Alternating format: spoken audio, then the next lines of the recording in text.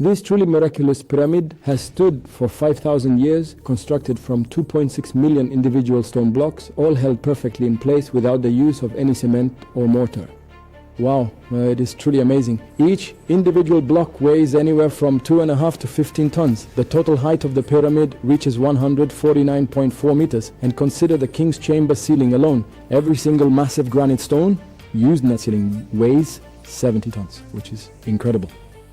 So tell me, how were these massive stones lifted all the way up to such dizzying, impossible heights? There were no pulleys, no heavy-duty diesel cranes, and no electric cranes available to help them. How on earth did they even manage to pull that off? When we were back in elementary school, our textbooks used to teach us the theory that the ancient pharaohs constructed some kind of massive earthen ramp spiraling around the pyramid, essentially a sort of crude mud brick terrace, and then they dragged those heavy stones up it using wooden rollers. Honestly, it is quite laughable. That is absolute total nonsense, of course. How do you drag a single 70-ton granite block on wooden rollers? And what are you dragging it on? An earthen ramp? But how? It's impossible. To do something like that, you first need to build a concrete foundation and then bring in tractors with steel wheels to carry 70 tons.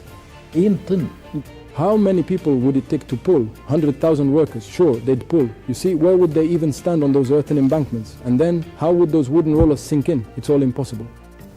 That is in truth a rather naive perspective, so how was it filed? In my opinion, there is absolutely no explanation for this myth other than that the scientists of that era possessed a secret method and special knowledge with which they could cancel out Earth's gravity, meaning they could create what is now called anti-gravity, or create an anti-gravity zone. It is the very thing they are currently working on in America and Russia, anti-gravity.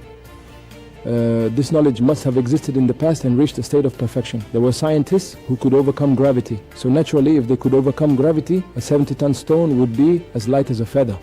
And that's the end of the story. But the mystery didn't end there. Consider the complex engineering of the pyramid's internal passages, the various chambers, hidden voids, and the incredible granite polishing. The granite surfaces are polished to a mirror finish. One has to wonder, how did they manage that? We're left at a loss with no explanation.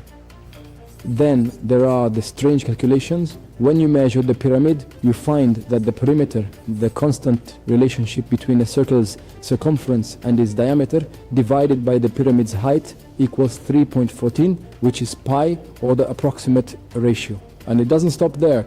When you go into the king's chamber, you find the same thing. The perimeter divided by the height is 3.14. If you divide the sarcophagus's perimeter by its height, you also get 3.14. All the pyramid's chambers are like this, so it's not a coincidence. It must be part of the design and engineering itself.